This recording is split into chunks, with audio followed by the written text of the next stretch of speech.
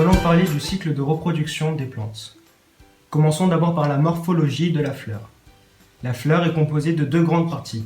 La partie stérile, avec les sépales, et les pétales, qui ont pour rôle d'attirer les insectes pollinisateurs par leur couleur vive. Puis il y a la partie fertile, qui est l'ensemble des organes reproducteurs mâles, les étamines, contenant le pollen dans les anthères et un filet en dessous. Et ensuite, l'ensemble des organes reproducteurs femelles, qui contient les ovules dans les ovaires et qui sont elles composées du stigmate en haut et du style en bas. Pour qu'il y ait fécondation, le pollen doit atteindre l'organe féminin d'une autre fleur sur son pistil. Pour cela, le pollen doit se déplacer, mais il ne peut pas le faire seul. Il a besoin d'un moyen de transport. Les facteurs environnementaux, comme le vent ou l'eau, ou des insectes pollinisateurs. C'est la pollinisation.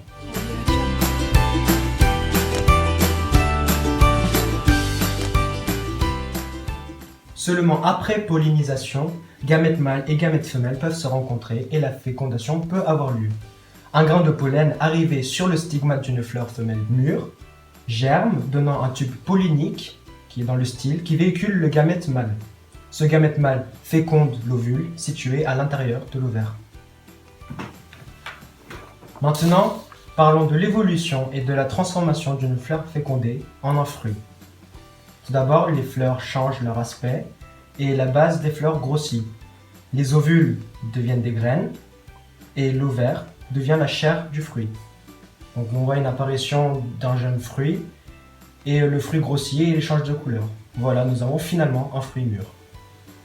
Pour qu'il y ait une nouvelle génération de plantes, il faut que la graine du fruit s'éloigne de la plante mère afin que les conditions soient favorables pour que la nouvelle plante puisse pousser. Il faut donc que les graines, donc les fruits, soient dispersées.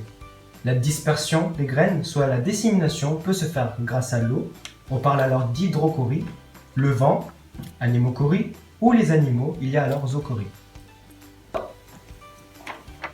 La graine dans le sol pour se développer a besoin de se nourrir. En hiver, elle se nourrit du cotylédon. Lorsque le printemps arrive et les cotylédons sont vides, les premières racines apparaissent. Voici la naissance d'une nouvelle plante qui va grandir jusqu'à ce qu'elle pourra produire des fruits elle-même et le cycle recommence. Merci.